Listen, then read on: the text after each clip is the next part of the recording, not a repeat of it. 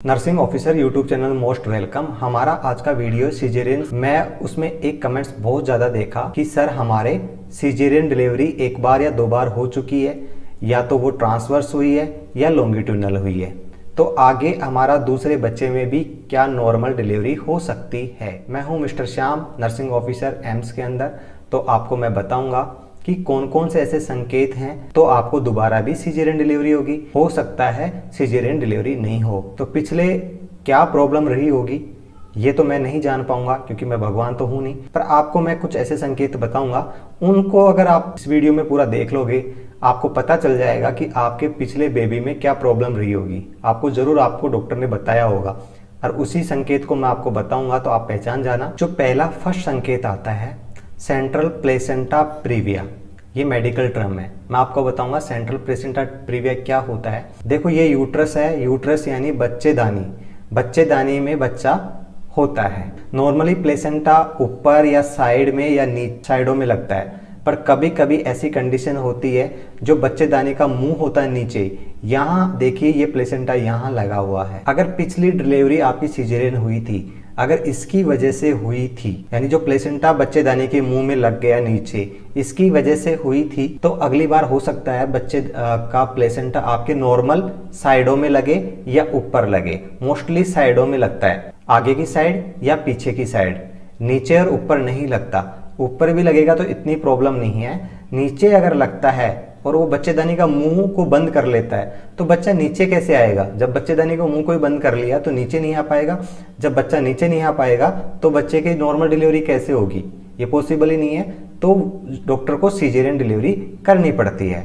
ये डॉक्टर आपको पहले ही बता देगा, आपको 6 महीने पहले ही बता देगा कि आपके प्लेसेंटा कहाँ लगा हुआ है और आगे आपको सिजेरियन डिलीवरी ही करवानी पड़ेगी। तो अगली बार अगर आपके ऐसे ही लगता है तो सिजेरियन होगा, या नॉर्मली साइडों में लगता है तो आपके नॉर्मल डिलीवरी हो सकती है। दूसरा है कि हमारी पेल्विस, नॉर्मल पेल्विस हमारी ऐसी होती है और उसको गायनाकॉइड पेल्विस बोलते हैं, यानी उसमें बच्चा आराम से बाहर आ सकता है। आप देखोगे यहाँ भी जॉइंट होते हैं, यहाँ भी जॉइंट होते हैं, इसमें यहाँ भी जॉइंट होते हैं। कभी कभी ये जॉइंट अच्छे से ना बने, उसको हम बोलते हैं कॉन्ट्रैक्ट पेल्विस, यानी वो सिकड़ी हुई पेल्विस हो, या फिर पेल्विस में कोई प्रॉब्लम हो, या पेल्विस आपकी छोटी हो जिसमें से बच्चा आ ही नहीं सकता। तो यानी अगर पेल्विस छोटी थी या पेल्विस में कोई बनावट में प्रॉब्लम थी तो वो आज भी प्रॉब्लम रहेगी, दूसरा बच्चा होगा तब भी ये प्रॉब्लम रहेगी।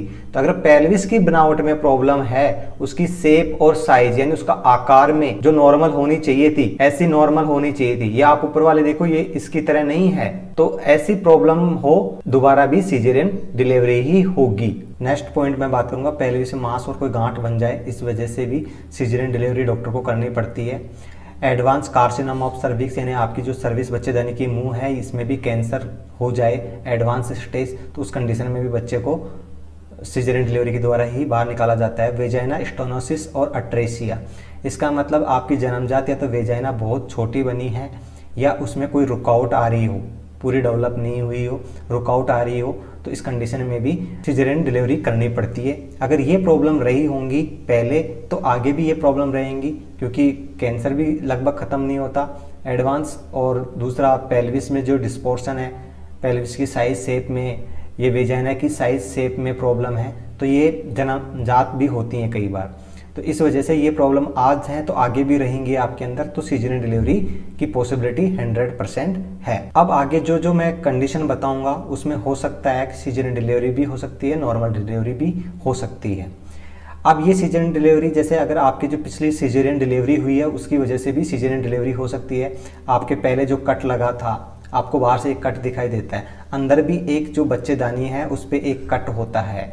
कभी कभी प्रेगनेंसी की वजह से ये कट रैप्चर हो जाता है, यानी जो जुड़ा हुआ होता है वो टूट जाता है, जॉइंट जो जोड़ टूट जाता है उसकी वजह से भी ब्लीडिंग होती है और बच्चा बाहर आने की संभावना रहती है पेट के अंदर। तो इस कंडीशन में भी डॉक्टर को डर रहता है कि कहीं ये, क्योंकि ये कई बार आपके बहुत ज़्यादा बच्चेदानी पे ऑपरेशन हो जाते हैं, कई बार बच्चे को बाहर निकालने के लिए सिजेरियन डिलीवरी के बाद में 2 या 3 ऑपरेशन हो चुके हैं, या फिर कोई ट्यूमर उमर कोई ऑपरेशन, कैंसर का कोई ऑपरेशन की वजह से बच्चेदानी में कट लगा हो, तो ऐसी कई कंडीशन रहा हो, या कभी कभी लॉन्गिट्यूडनल कट लगाना पड़ जाता है, इस कट का भी ज़्यादा चांस रहता है सिजेरियन डिलीवरी का। तो ये कंडीशन हो सकता है कि अगले बच्चे के टाइम उत्पन्न हो जाए, पिछली नॉर्मल हुई हो, या हो सकता है अगली बार ऐसी प्रॉब्लम ना हो, आपको बच्चा कुछ नॉर्मल रहे, तो सब नॉर्मल डिलीवरी हो सकती है। नेक्स्ट कंडीशन, बच्चा डिस्ट्रेस। इसमें मदर ठीक होती है, बच्चे की माँ ठीक होती है, इसमें बच्चा डिस्ट्रेस में होता है, यानी या तो बच्चे की धड़कन कम हो जाती है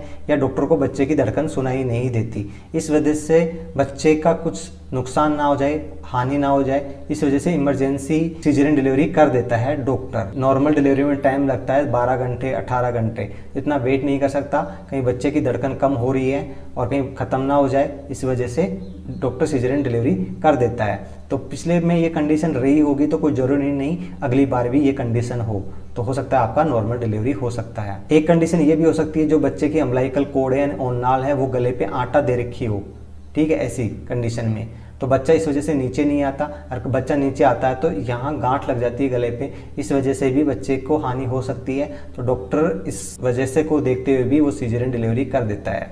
तो अगर पिछले ये कंडीशन रही होगी तो अगली बार ये कंडीशन नहीं होगी। आई थिंक कोई ज़रूरी नहीं कि ये कंडीशन उत्पन्न हो भी जाए तो सिजेरियन डिलीवरी हो भी सकती है और नहीं भी हो सकती। कई बार बच्चा ही इतना बड़ा हो जाता है, नॉर्मली बच्चा 2 kg से 4 kg, इससे ज़्यादा नहीं होता, और मोस्टली 3 kg या 2.5 kg का होता है। ये बच्चे का वेट देखो 6 kg का है, अगर 6 kg का वेट पेल्विस जो हमारी है उससे बाहर नहीं आ सकता, इस कंडीशन में भी सिजेरियन डिलीवरी करना पड़ता है। कई बार बच्चे का सिर इतना बड़ा हो जाता है, एक बीमारी होती है बच्चे के सिर में पानी भर जाता है, उसका लिंक भी मैं डिस्क्रिप्शन बॉक्स में दे दूंगा वीडियो का, और उसमें सिर बहुत बड़ा हो जाता है, उस वजह से उस पेल्विस में से सिर बाहर नहीं आ पाता, इस वजह से सिजेरियन डिलीवरी कर सकते हैं। तो ये कंडीशन हो सकता है अगली बार ना हो तो आपका बच्चा नॉर्मल हो सकता है। मोस्टली बच्चे का साइज डायबिटीज बीमारी की वजह से बढ़ता है, इस वजह से भी सिजेरियन डिलीवरी करनी पड़ सकती है। कई बार बच्चा माल प्रेजेंटेशन की मैं बात करूँ, माल प्रेजेंटेशन ये क्या होता है, बच्चा नॉर्मली जो है हमारी पेल्विस में सिर के बल आता है, पर कभी कभी वो पैर के बल आ जाता है, कभी कभी वो बुटेक्स के बल आता है, कभी सिर हाथ पैर एक साथ आ जाते हैं और वो पेल्विस में अटक जाता है। इस कंडीशन में भी डॉक्टर को सिजेरियन डिलीवरी करनी पड़ सकती है। तो जरूरी नहीं अगली बार बच्चा आपका उल्टा आए, आड़ा आए, तिरछा आए, हो सकता है बच्चा आपका नॉर्मल सिर के बल आए तो बच्चा नॉर्मल डिलीवरी हो सकती है। तो ऐसी कोई कंडीशन नहीं है कि दोबारा भी आपकी सिजेरियन डिलीवरी हो। प्रेगनेंसी के दौरान एक बीमारी भी हो सकती है, बीपी हाई होना। बहुत सी लेडीज में बीपी हाई हो जाती है, उसकी वजह से उसको ताने भी आ सकते हैं, यानी झटके भी आ सकते हैं। इस कंडीशन में भी इमरजेंसी डिलीवरी करना पड़ता है डॉक्टर को। वो इतनी भयंकर होती है कि आंखों से दिखना तक भी बंद हो जाता है लेडी को। या फिर आपकी डायबिटीज रहा, डायबिटीज की वजह से बच्चे की ग्रोथ भी बहुत ज़्यादा हो जाती है, और डायबिटीज बीमारी में भी कई बार सिजेरियन डिलीवरी करना पड़ सकता है। अगली बार हो सकता है ये कंडीशन ना हो तो नॉर्मल डिलीवरी हो सकता है।